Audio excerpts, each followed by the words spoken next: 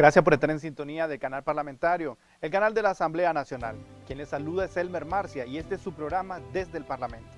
En esta oportunidad conversando de un tema muy importante para el desarrollo de nuestra nación y es la importancia del diálogo, la importancia de la continuidad del diálogo nacional para el restablecimiento de la paz duradera en Nicaragua. Para eso hemos invitado al diputado Carlos Emilio López, quien es vicepresidente de la Comisión de Asuntos de la Mujer, Juventud, Niñez y Familia de nuestra Asamblea Nacional. Diputado, bienvenido. Un gusto, Elmer, estar aquí con vos. ¿Cuál es la importancia del diálogo nacional para el restablecimiento de una paz real y duradera en Nicaragua, diputado? Debemos decir que el diálogo es el único camino a la paz, no hay otro.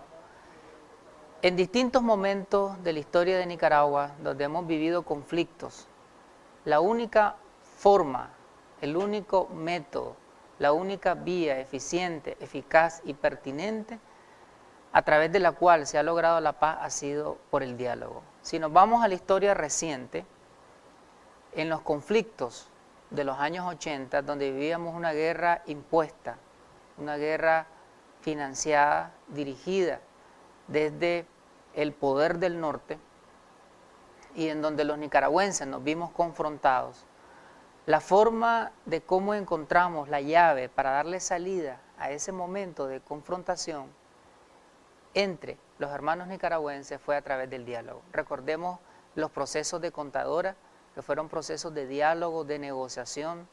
Recordemos los acuerdos de Esquipula, Esquipula I y Esquipula II.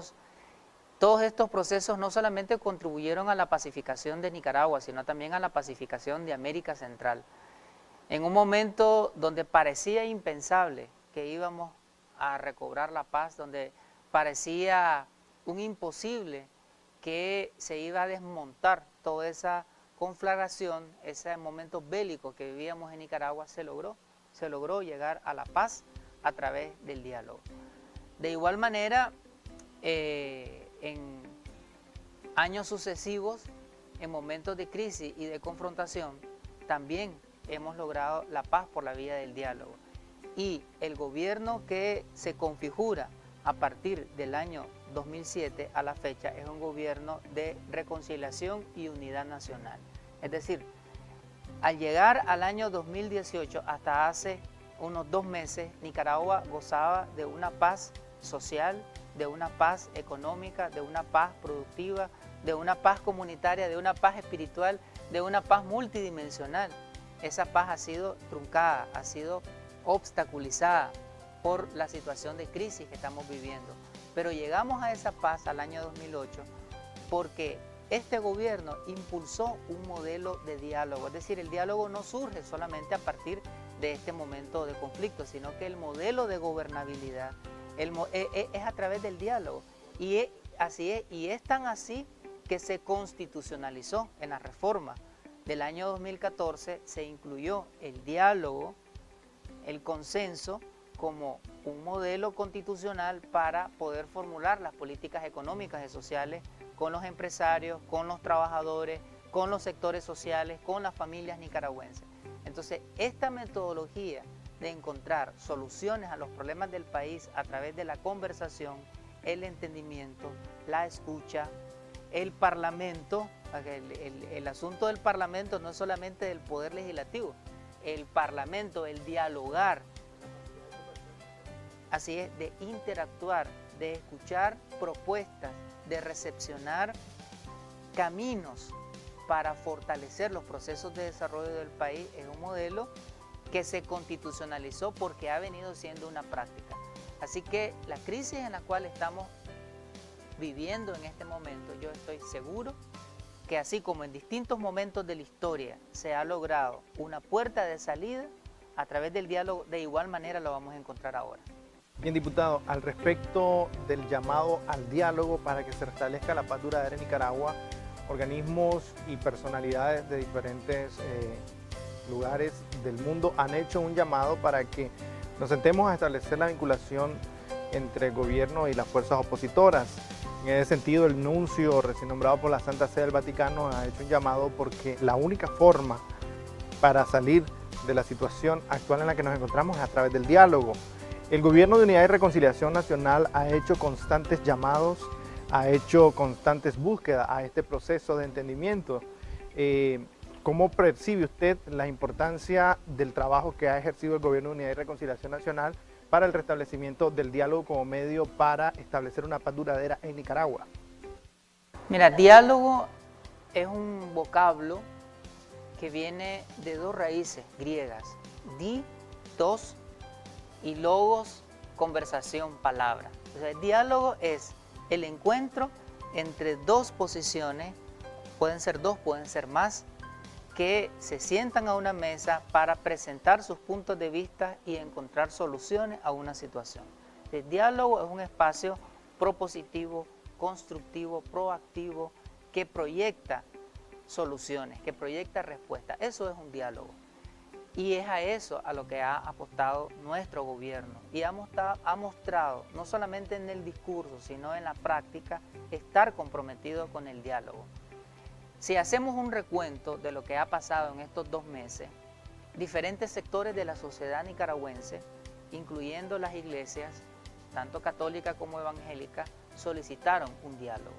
Y el gobierno, el presidente de la República, el comandante Daniel Ortega, recepcionó esas voces que surgían de distintas latitudes y de distintos sectores económicos, sociales, productivos, académicos, y se convocó al diálogo. Sectores sociales y políticos y religiosos propusieron de que fuera la conferencia episcopal quien jugase un papel de mediador y de testigo en este proceso. El gobierno invitó a la conferencia episcopal para que jugara ese papel de neutralidad, de imparcialidad, de objetividad, para tratar de acercar posiciones.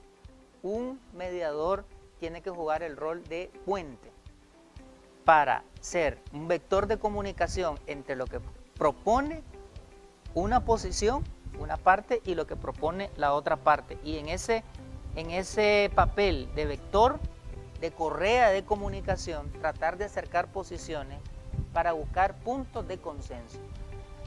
En el proceso de diálogo se solicitó que tuviese presencia la Comisión Interamericana de Derechos Humanos, el gobierno de Nicaragua, el gobierno de Reconciliación y Unidad Nacional, a través de la Cancillería, Ministerio de Relaciones Exteriores, solicitó a esta instancia de derechos humanos, que es un órgano que es parte de la Organización de Estados Americanos, para que viniese a Nicaragua. En el proceso de diálogo se solicitó que el gobierno aceptara 13 recomendaciones que había estructurado la CID a partir de su visita, a través de su labor in situ en el territorio nacional, de denuncias y de percepciones que había capturado al entrevistar a diferentes grupos y personas, y el gobierno aceptó esas 13 recomendaciones de la CID. En el proceso de diálogo se pidió que la Organización de Estados Americanos participara en el diálogo, escuchara las conversaciones, y el gobierno hizo una solicitud a la OEA para que estuviese presente, y estuvo presente. Se ha solicitado la conformación de mesas de trabajo en temas específicos, en el tema de democratización del país y fortalecimiento institucional, en el tema de justicia, tema electoral, y esos temas los aceptó el gobierno y se han conformado mesas mixtas, en donde hay representantes del gobierno y representantes de la oposición. Prácticamente todas las propuestas que han sido presentadas, el gobierno las ha recepcionado. De la otra parte ha sido bien difícil que acepten algunas propuestas, pero finalmente se han rubricado y están ahí acordadas en documentos. Dentro de los acuerdos a los que se ha llegado es el cese definitivo de toda forma de violencia, de toda forma de confrontación, de toda forma de agresión. Se ha acordado también el levantamiento de los tranques, porque los tranques han obstaculizado el ejercicio al derecho a la libertad de movilización, de circulación y el derecho al trabajo, el derecho que los pequeños productores, los pequeños y medianos negociantes, comerciantes puedan asistir a sus espacios productivos y de comercialización, y ha habido, digamos, diferentes denuncias de la población. Ahora, no solamente han afectado la economía del país, sino que desde ahí se han cometido también violación a los derechos humanos. Y cantidades de agresiones también contra la población. Ayer teníamos la oportunidad precisamente de presenciar pues un listado que daba la Policía Nacional en referencia a todos los actos de terrorismo que se han implantado pues, a partir de esos puntos rojos, podríamos llamar, esos focos delincuenciales en los que se han transformado. En ese sentido, diputado, ¿cuál es la importancia y cómo tendríamos que ver nosotros o la población en general desde la perspectiva del derecho a la circulación? Es decir, se ha minimizado ese hecho partiendo de la demanda que la oposición política ha planteado, en el sentido que ellos lo ven como un modelo de ejercicio de su causa. Entonces, pero ¿cómo podemos ver, cómo podemos entender es que se cercene el derecho a la circulación a la población, a la mayoría de la población, a partir de esa visión que la oposición política ha planteado? Mira, el diálogo es un método y la paz es el fin. Hemos hablado que el único camino para alcanzar la paz, para llegar a esa meta, es el diálogo, y la paz es un derecho humano. La paz es un derecho social, es un derecho colectivo, es un derecho de la nación. Y la paz es un derecho puente, es un derecho habilitante. Es decir, la paz es un derecho que te permite ejercer otros derechos. Si no hay paz, se violenta el derecho a la vida. Si no hay paz, se violenta el derecho al trabajo. Si no hay paz, se violenta el derecho a la seguridad. Entonces, por eso es que el gobierno ha hecho énfasis en el respeto al derecho a la paz, porque eso permite vivir, ejercer otra gran cantidad de derechos humanos.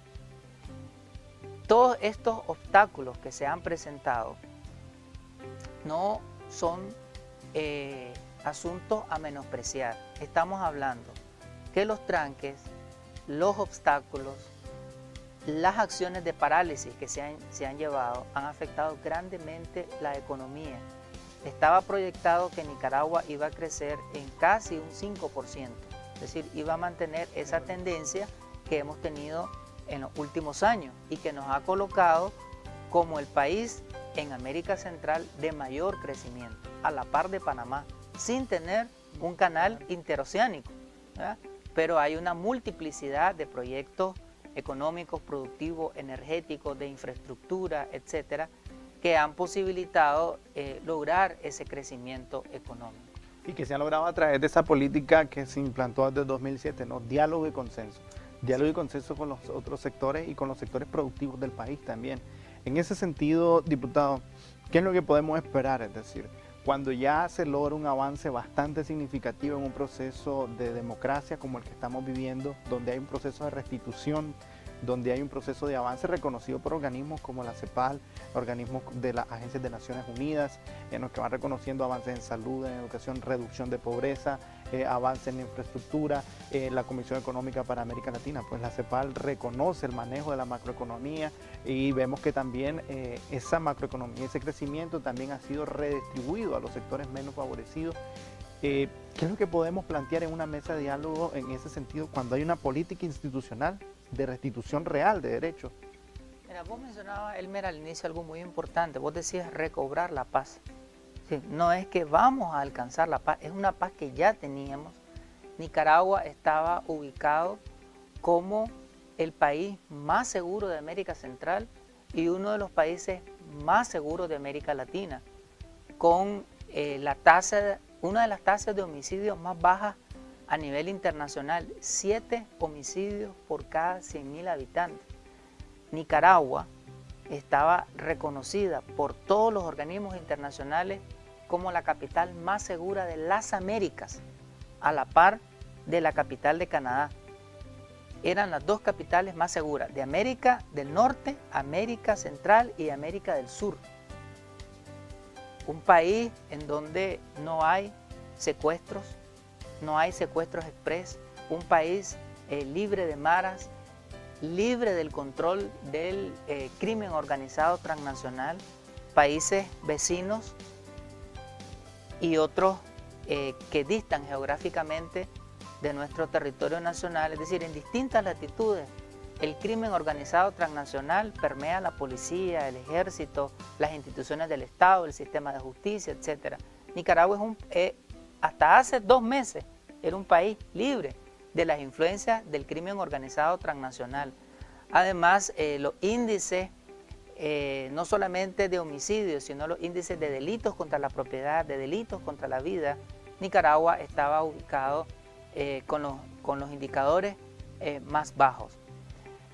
En materia de adolescentes, Nicaragua es el país con la tasa de involucramiento de adolescentes más baja de toda América Latina, a la par de indicadores de Cuba. Es decir, menos del 1% del total de delitos que se cometen en el país es por adolescentes. Y podemos pasar toda la mañana hablando de indicadores que muestran ese nivel de seguridad.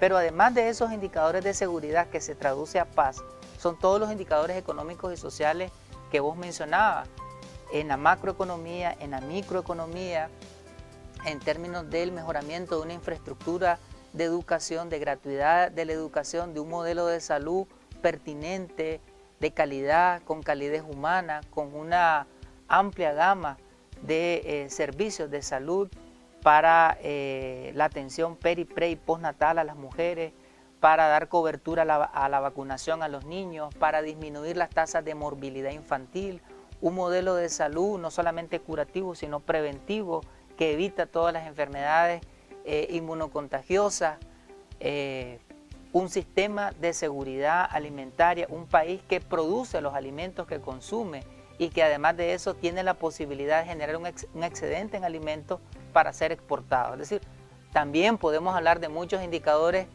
en materia económica y social que demuestran esa ruta de desarrollo humano que Nicaragua estaba transitando. Es por eso que tenemos que recuperar la paz. Tenemos que regresar a ese modelo de bienestar social, a ese modelo de desarrollo humano sostenible, a ese modelo de progreso compartido. Vos dijiste una frase, Elmer, muy importante. Vos decías que un país que redistribuye sus ingresos. Nicaragua tiene la capacidad de captar ingresos por la vía de la relación con los organismos internacionales, el BID, el Banco Mundial, el BESIE, que confían en el manejo de la economía de este gobierno. Se captan recursos por la vía de organismos multilaterales, bilaterales, organismos de cooperación y se captan ingresos por la vía nacional a través de la recaudación de impuestos.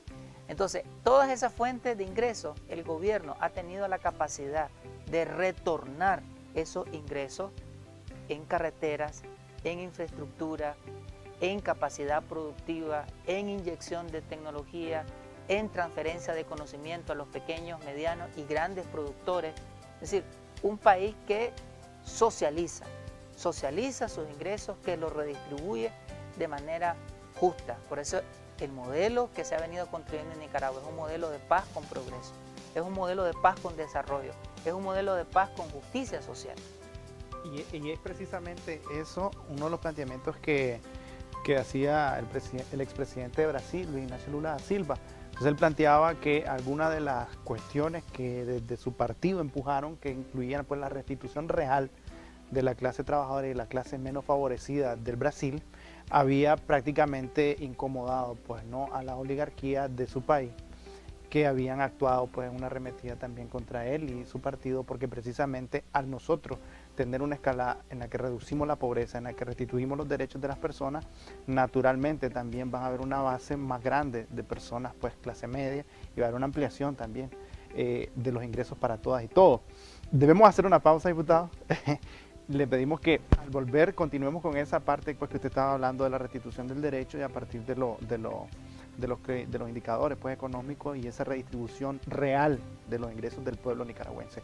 Le pedimos que no cambie. Este es su programa desde el Parlamento y estamos en esta oportunidad conversando con el diputado Carlos Emilio López, hablando de un tema que está ahora tocando nuestras realidades, ¿no?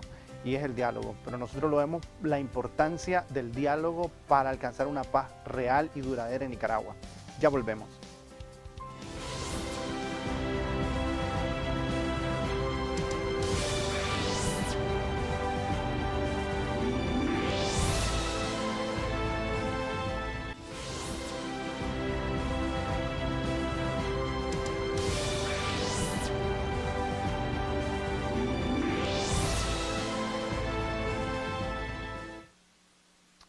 Gracias por estar en sintonía del canal parlamentario, el canal de la Asamblea Nacional. Quienes habla es Elmer Marcia y este es su programa Desde el Parlamento.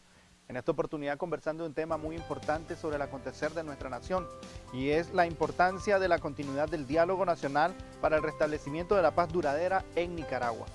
Para abordar este tema hemos invitado al diputado Carlos Emilio López, quien es vicepresidente de la Comisión de Asuntos de la Mujer, Juventud, Niñez y Familia. Antes de ir a la pausa abordábamos la parte de la redistribución equitativa del ingreso de la renta de nuestro pueblo para nuestro pueblo. Esto se ha visto evidenciado en los proyectos de infraestructura, restitución de derechos a la salud, restitución del derecho a la educación, hablar de calidad en la salud, hablar de calidad en la educación, un 6% constitucional, proyectos, bueno, y una gran cantidad de proyectos de asistencia y acompañamiento al desarrollo de las familias y las comunidades. En ese sentido, ¿cómo podríamos hacer esa vinculación para transitar esos temas a la mesa y ubicarlos dentro de un diálogo consistente entre todos los actores políticos del país? Decíamos anteriormente que en Nicaragua se ha estado edificando un modelo de paz con justicia social y un modelo de paz con desarrollo humano y restitución de derechos. Restituir derechos es que se le regresa al pueblo sus derechos, se le reconoce sus derechos, se les materializa, se cumplen los derechos. En Nicaragua, la Constitución política establece un tesauro de derechos y hay leyes específicas que consignan derechos individuales y colectivos. Sin embargo, la gran mayoría de esos derechos solamente estaban reconocidos nominalmente, es decir, estaban plasmados en el ordenamiento jurídico, pero no se cumplían. Entonces, cuando hablamos que se restituyen derechos, es que esos derechos ya no solamente están en el papel, ya no solamente están en la ley, sino que cobran vida, cobran cuerpo, toman pies, caminan y se encarnan en la población. Y eso es lo que ha pasado en materia de educación.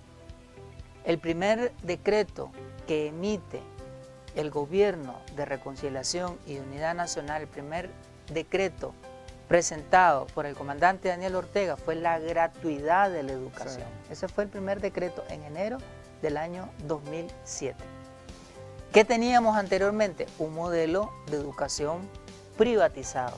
Todo lo que se ofertaba desde las escuelas, desde el sistema educativo, tenía un costo. Es decir, la educación era abordada desde un punto de vista de una mercancía, de un bien canjeable que solamente podían acceder a él quienes pagaban por los servicios educativos. Recordemos los cobros por las prematrículas, las matrículas, las mensualidades, las entregas de boletines, los certificados de nota, derecho a graduación, etcétera, etcétera, etcétera. Todo tenía un costo económico.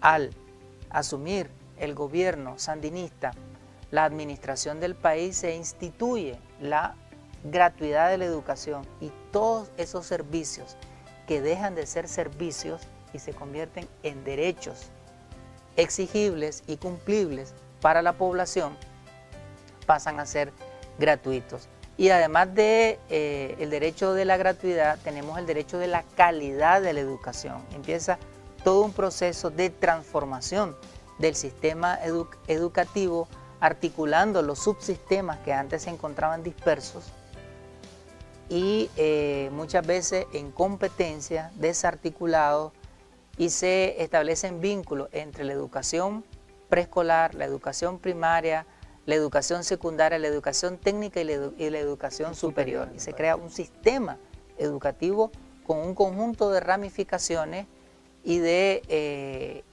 interacción en su retroalimentación. Se empieza a mejorar la infraestructura educativa, a cambiar los ambientes escolares, a cambiar los techos, los pisos, los pupitres, las pizarras. Se cambiaron todas las pizarras del país y ya no la utilización de las pizarras que nosotros fuimos, yo no sé si vos, ¿verdad? Pero sí, la tiza, ¿no? La pizarra azul por pizarras acrílicas, por marcadores especializados, pero no solamente menciono la pizarra como un indicador muy concreto, pero también estamos hablando de las aulas de las tecnologías, de las TICs, de las nuevas tecnologías de la información y la comunicación. Llegan las computadoras a los colegios empieza todo un proceso de educación en base a métodos informáticos. Eso era impensable antes para las clases populares. Es decir, la utilización de una computadora era solamente para las clases medias y las clases altas. Y la utilización de la tecnología, la liberalización del Internet, fue un derecho para la colectividad que llega a las escuelas, que llega a los parques, que llega a los centros recreativos, que llega a los centros laborales. Es decir, todo lo que es la tecnología de punta, utilizarse desde el sistema educativo, la capacitación a los docentes.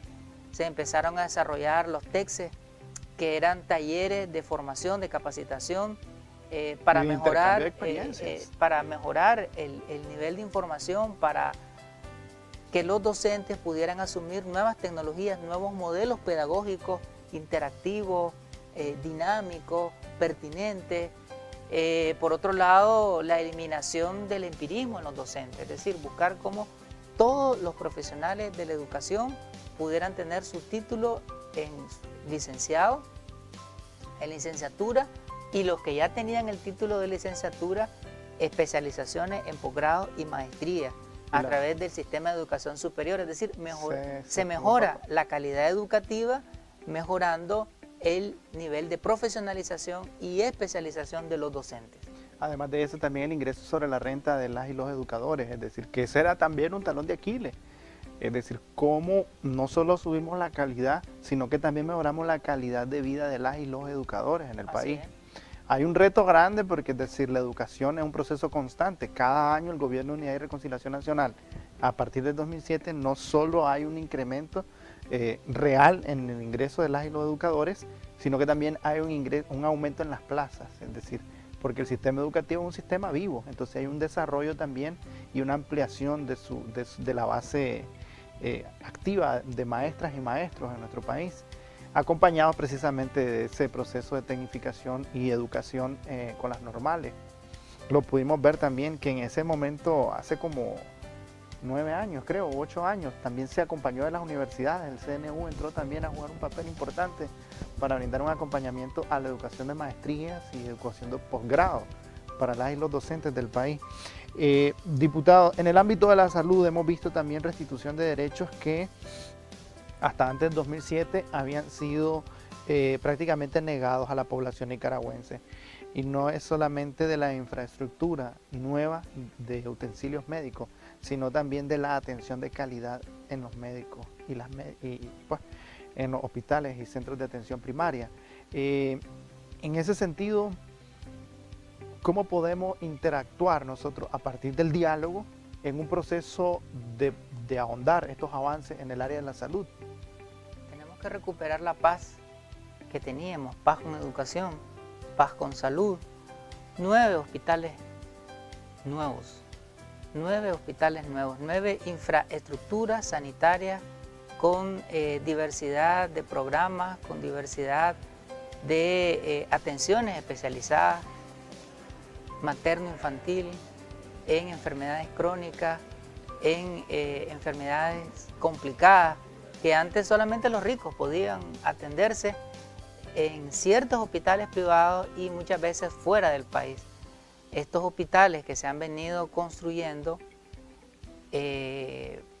ofertan programas de salud con tecnología en donde los sectores pobres, de forma gratuita, los sectores empobrecidos que históricamente fueron excluidos del ámbito social y económico, pueden llegar a recibir una atención.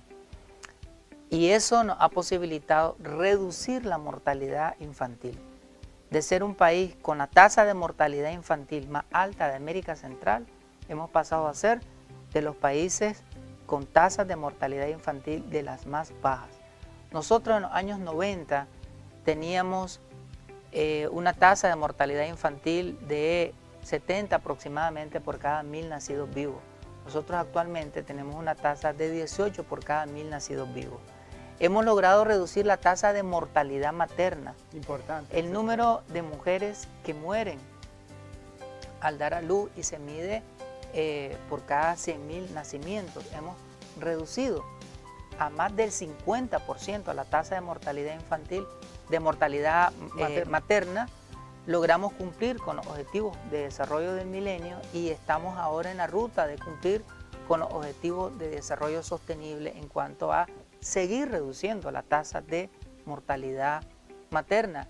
Hemos logrado incrementar los índices de seguridad alimentaria, hemos logrado reducir las tasas de desnutrición crónica, desnutrición severa, desnutrición aguda en la población, y eso está relacionado a políticas de salud y a políticas de seguridad alimentaria y nutricional. Y en el ámbito de la reducción de mortalidad materna materna, es importante que este avance ha sido reconocido primero por el pueblo nicaragüense, porque es decir, el Gobierno de Unidad y Reconciliación Nacional se debe al pueblo, que es quien lo elige, ¿no? Que es a quien lo declara como sus servidores públicos, pero también por organismos internacionales. Es decir, la OPS y la OMS han reconocido que en las Américas nosotros somos el único país real en América Latina con tasas constatables que tiene una política de prevención de la mortalidad materna. Y ahí entran precisamente las casas maternas y también el centro de acompañamiento que se hace a través del Ministerio de la Familia con las muchachas que son captadas en las unidades de atención primaria y que después están embarazadas, ¿no? Entonces se le va dando un seguimiento no solo al momento del parto, sino previo, es decir, lo que usted planteaba con respecto al prenatal, el seguimiento a la nutrición, el seguimiento al acompañamiento de la formación del bebé y después el acto posterior ya del parto, ¿no? Y importante esos reconocimientos que se van logrando por organismos, pero también por la conciencia colectiva del pueblo nicaragüense. En ese sentido, diputado, hemos visto también avances en el área de la infraestructura vial, reconocida primero por la población, pero también por organismos que miden este tipo de desarrollos en América Latina. Nos ubicaron hace en segundo lugar y después en cuarto lugar en cuanto a desarrollo vial en Nicaragua. ¿Cómo podemos nosotros ver o cómo podemos ir hablando del trabajo de infraestructura dentro de una mesa de diálogo incluyente? Es decir, estos aspectos que son también puntos vitales para el restablecimiento de la paz, pues, es decir, la infraestructura. Paz con educación, paz con salud, paz con desarrollo en infraestructura. La Organización Mundial de la Salud y la Organización Panamericana de la Salud han reconocido todos estos avances en indicadores de salud. Y como vos decías, el pueblo reconoce estas casas maternas en donde hay una infraestructura adecuada para las mujeres que están en el momento previo al alumbramiento y un personal de salud especializado en asuntos de maternidad. Y en el tema de la infraestructura que vos mencionabas, antes del 2007 teníamos 2.000 kilómetros de carretera construidos. Es decir, en la historia de Nicaragua se habían construido 2.000 kilómetros de carretera. Actualmente tenemos más de 4.000 kilómetros de carretera. Es decir, en 11 años el gobierno de Reconciliación y de Unidad Nacional construyó el doble de kilómetros de carretera, es decir, más del 100% de kilómetros de carretera que se habían construido en toda la historia de Nicaragua. Y haber construido esa ramificación de carretera posibilita el tránsito de los bienes que se producen, de las mercancías que se producen, de los rubros tradicionales de la economía, es decir, y permite la intercomunicación entre un pueblo y otro. Por primera vez en la historia de Nicaragua, carreteras que cruzan del Pacífico al Caribe Norte, al Caribe Sur. Recordemos las imágenes que nosotros tenemos de la costa Caribe, era ir solamente por avión, y si uno iba por tierra eran días para poder llegar, y los famosos pegaderos, ¿no?, en donde uno se quedaba. Norte, el Caribe Norte, o en Panga el Caribe Sur, es decir, alternativo. Ahora podemos ir de forma directa a los principales centros urbanos de la costa Caribe Norte y Sur, a Bilwi en la costa Caribe Norte y a Bluefields en la costa Caribe Sur. Otros indicadores que podemos identificar en donde vemos un cambio radical es que nosotros antes del 2007 teníamos un Producto Interno Bruto de menos de 1.000 millones de dólares. Hoy tenemos un Producto Interno Bruto nacional de más de 2.000 millones de dólares. Es decir, hemos nuevamente duplicado la cantidad de bienes y servicios que el país produce en un año. La captación de turismo, la captación de inversión extranjera, la cobertura de electrificación del país.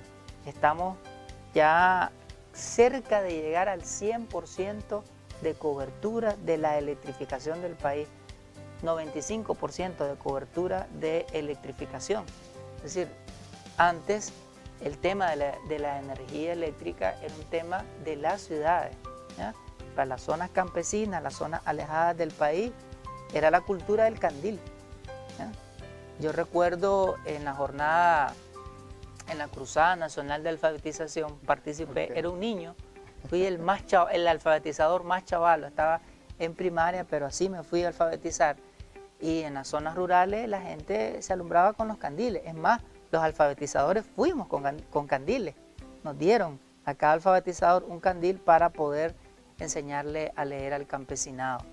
Hoy eso pasó a la historia, el candil es un asunto de la historia, ¿ya? Si nos vamos al tema del agua potable, cómo se ha incrementado la cobertura del acceso al agua. Y es importante eso, es decir, tan vital como lo es para el desarrollo económico la electricidad, es decir, para el desarrollo humano real, contar con agua potable o con acceso a una fuente hídrica potable es indispensable, es decir, tenemos que hacer una pausa, diputado, pero al volver quiero que, bueno, usted también tiene bastante camino andado con este proceso de restitución de derechos. Podríamos hablar de lo importante que es el acceso al agua potable. En las ciudades algunas veces damos por sentado este derecho y lo vemos como parte de la cotidianeidad, el acceso al agua, es decir, de hecho a veces vemos cómo se desperdicia el agua potable, porque en las ciudades este bien, en algunos sitios específicamente, fluye sin ningún problema, es decir, solo se abre la llave del grifo y ya tenemos acceso al agua. Pero en comunidades donde realmente las mujeres principalmente tenían que caminar kilómetros para encontrar una fuente hídrica y después iniciar el proceso de potabilización, porque es que no era solamente recoger el agua, sino era potabilizarla. ¿Cómo va cambiando esta dinámica y cómo se constituye esto en un derecho de la población nicaragüense? Les vimos que no cambia al volver. Estamos conversando con el diputado Carlos Emilio sobre la importancia del diálogo para la construcción de una paz real y duradera en Nicaragua. Ya volvemos.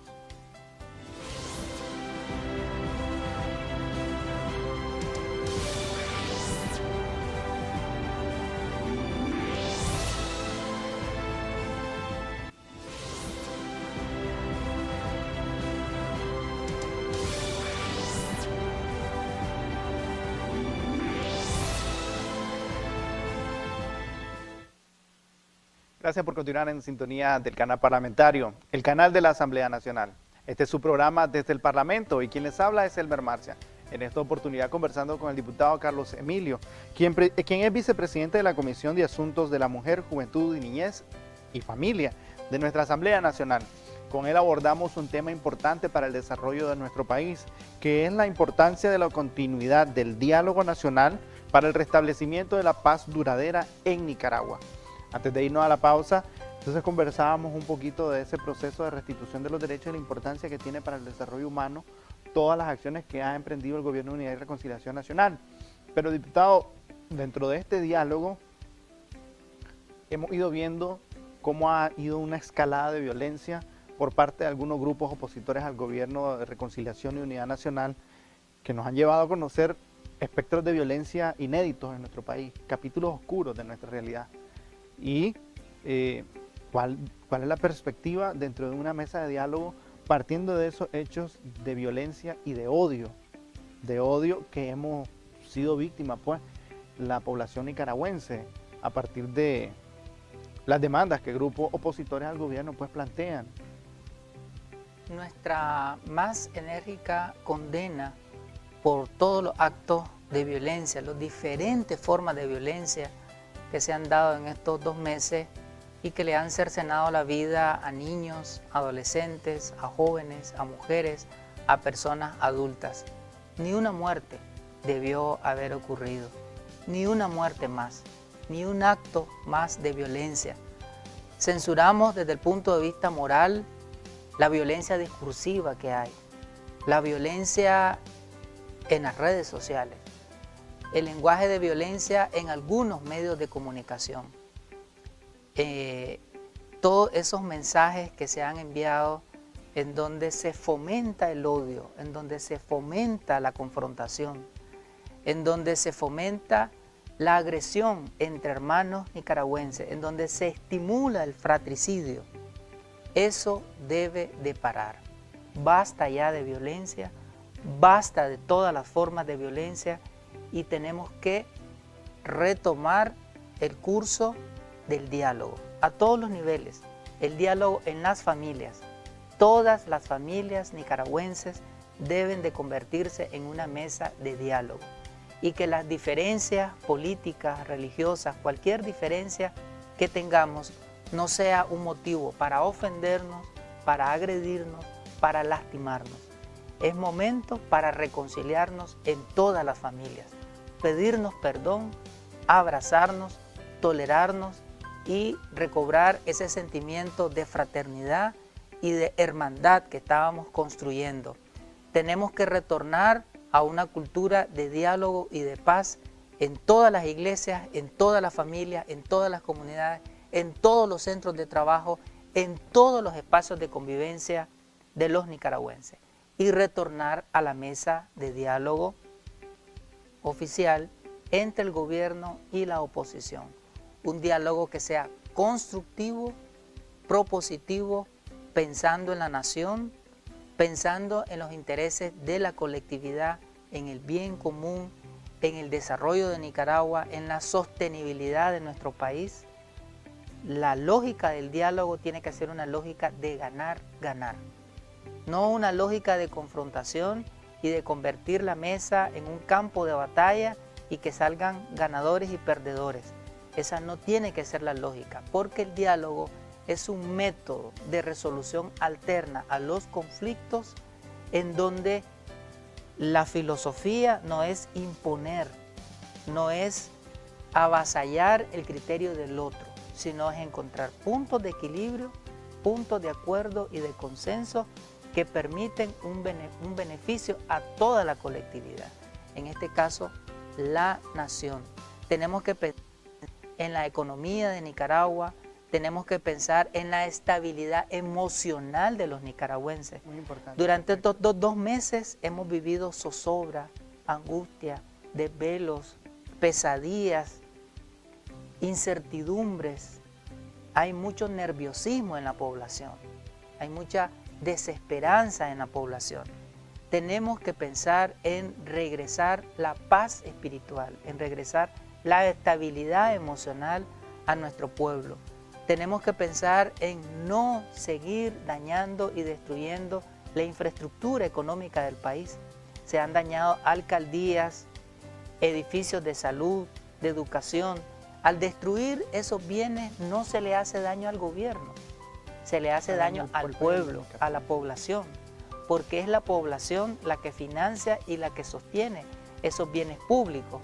Y esos bienes públicos los va a tener que restaurar este gobierno y los va a tener que restaurar el siguiente gobierno. Entonces, no es un daño al actual gobierno, es un daño a la población, es un daño a la nación. Entonces, tenemos que pensar desde la mesa del diálogo en propuestas que beneficien los derechos humanos de toda la población, el derecho humano a la vida, el derecho humano a la paz, el derecho humano a la estabilidad, a la seguridad, el derecho humano al trabajo. La mayoría de los nicaragüenses tienen sus ingresos en una actividad económica de diario. Exactamente. Del diario. Más del 70% de los empleos del país son generados por los cuentapropistas, que son las personas que trabajan día a día, los vendedores ambulantes, los pequeños tramos, etcétera, etcétera, etcétera. No es la gran empresa la que genera la mayor parte de los ingresos nacionales y la mayor parte de los empleos. Entonces, en este proceso de diálogo, de entendimiento y de concordia entre gobierno y gobernados, entre administración pública y algunos sectores de la sociedad, tenemos que buscar los puntos, los ejes que nos permitan a todos, pero sobre todo a la mayoría de los sectores sociales y económicos, retornar a la posibilidad de tener esos ingresos diarios para la subsistencia. Porque si esos nicaragüenses que viven del día a día no pueden trabajar, se está afectando la comida, se está afectando el buen vivir, el diario vivir, la cotidianidad de los nicaragüenses. Entonces, la agenda del diálogo debe de estar estructurada, vertebrada fundamentalmente con insumos de derechos humanos. Se ha puesto énfasis en el diálogo en los temas de justicia, en los temas de democratización, y el gobierno ha dicho que hay voluntad para dialogar y para encontrarle una salida a los temas que se han puesto en el debate, respetando el marco constitucional, respetando el ordenamiento jurídico superior. No se puede hablar de derechos humanos y en nombre de los derechos humanos pisotear derechos. No se puede hablar de democracia y en nombre de la democracia y respetar las reglas del juego democrático. Entonces, todos esos temas deben de conversarse, deben de llegarse a acuerdos comunes, respetando el Estado constitucional, el Estado democrático y social de derecho. Y es importante ese llamado que usted hace precisamente al restablecimiento de la cordura en la población y también a la mesura, a los dialogantes, ¿no? En este proceso de conversación abierta que tenemos, o que se tiene, pues, algunos sectores de la sociedad civil con el gobierno. No me resta más que agradecer su presencia y felicitarle, porque lo he visto bastante movido, bastante activo en las redes sociales. He visto que algunos videos de lo que usted está subiendo ya son trending topics, son tendencias virales en las redes sociales. Entonces, y en todo ello hace un llamado a la cordura, al restablecimiento de la paz y a que no nos odiemos, pues, esas actitudes de odio que nos estamos llevando cada día en una escalada de violencia ilógica. Somos un pueblo, somos hermanos, todas y todos somos nicaragüenses. Agradecemos su compañía también a usted desde su hogar. A nombre de todo el equipo técnico que hace posible el programa Desde el Parlamento, agradecemos su sintonía. Le esperamos en nuestro próximo episodio.